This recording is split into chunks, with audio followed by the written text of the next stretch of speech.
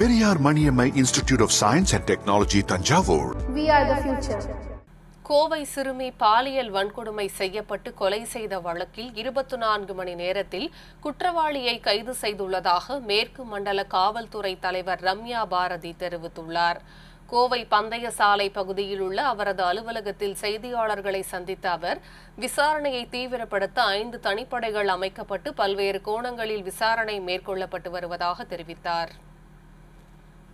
First information கிடைச்சதுல இருந்து FIR உடனே FIR போட்டோம். எந்த ஒரு டைம்லையும் இல்லாம எப்படியாவது அந்த குழந்தைய சீக்கிரம் கண்டுபிடிச்சு கொடுக்கணும்ன்ற நோக்கத்துல இரவு முழுக்க வந்து கிட்டத்தட்ட 200-250 சிசிடிவி கேமராஸ் வந்து எங்களோட ஸ்பெஷல் டீம்ஸ் நாங்க சொன்ன மாதிரி 5 ஸ்பெஷல் டீம்ஸ் வந்து கண்டினியூஸா அனலைஸ் பண்ணி உடனடியாக ஒரு முக்கியமான க்ளூஸ் வந்து எங்களால எடுக்க முடிஞ்சது.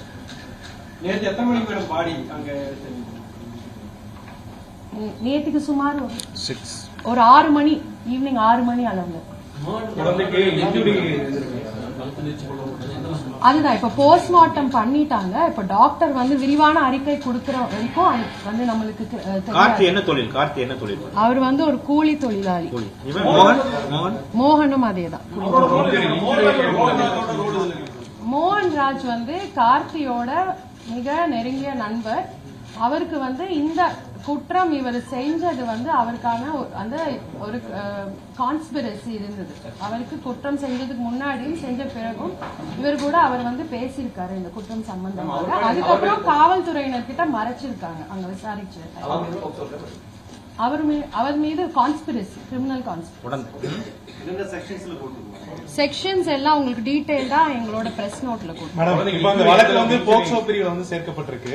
அப்படிங்கிற போது குழந்தையுடைய புகைப்படம், அவங்களுடைய பெற்றோருடைய பேட்டிகள் எல்லாமே சமூக வலைதளம் சரி ஒரு குறிப்பிட்ட ஊடகங்கள் வந்து பயன்படுத்திருக்காங்க. இதை வந்து நீங்க என்ன சொல்லணும்னு நினைக்கிறீங்க? சோ இது ஏற்கனவே ரிக்வெஸ்ட் பண்ணதுதான். நேத்தில இருந்து நாங்க கண்டினியூஸா ரிக்வெஸ்ட் பண்ணிருக்கோம். இது ஒரு போக்சோ கேஸா வரதுனால கண்டிப்பா ஐடென்டிட்டி ஆஃப் த விக்டிம் வந்து கண்டிப்பா வெளியில வந்து நாங்க ரிவீல் பண்ணக்கூடாது. So I also request the media to not reveal. By chance பண்ணியிருந்தா கூட அதை தயவு செய்து அரெஸ்ட் பண்ணிருக்கோம்.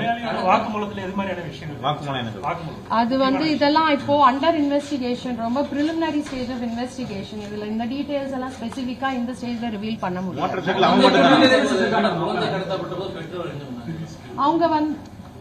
அவரு அந்த குழந்தையோட அப்பா வந்து வேலைக்கு போயிருந்தாரு. குழந்தையோட அம்மா வீட்லயே தான் இருந்தாங்க. குழந்தை வாசல்ல விளையாடிட்டு இல்ல சும்மா கூப்பிட்டுட்டு பேசிட்டு, ஏற்கனவே பக்கத்து வீடுன்றனால அவங்க வந்து ஒரு பழக்கத்துல தான் கூட போயிருக்காங்க. அதாவது முதல்ல அந்த ஏரியால போய் விசாரிக்கப்போ அவரும் சேர்ந்து வந்து போலீஸ் கிட்ட அப்படிதான் ஒரு தேடி இருக்கிற மாதிரி ஒரு அந்த மாதிரி ஒரு தோற்றம் அவங்க விக்டிம் சைட்ல இருந்து அந்த பகுதிக்கு ஒரு 20-25 நாள் முன்னாடி தான் புதுசா குடி தேடி அப்படி எல்லாம் எதுவும் இல்லைங்க. இப்போ இது எதுவுமே இந்த ஸ்டேஜ்ல சொல்ல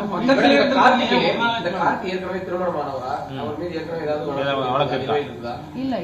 இது வரைக்கும் நாங்க பார்த்ததுல பழைய வழக்குகள் இல்ல. அதுவும் இன்னும் it is continuously we are monitoring in CCTNS also. அவர் ஏற்கனவே திருமணம் ஆகி அவர் பிரிஞ்சிருக்காரு.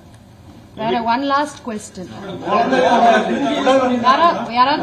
உடல் வந்து சாயந்தரம் எடுத்ததா சொன்னாங்க. ஆனா அவங்களோட பெற்றோருக்கு வந்து 10 மணிக்கு வந்து முதல் தகவல் கொடுக்கும்போது குழந்தை இறந்து சொல்லப்படுது.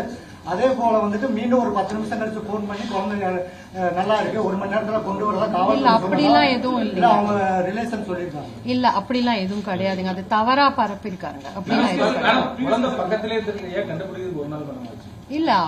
நம்ம வந்து இது ஒரு நாள் கூட கிடையாதுங்க.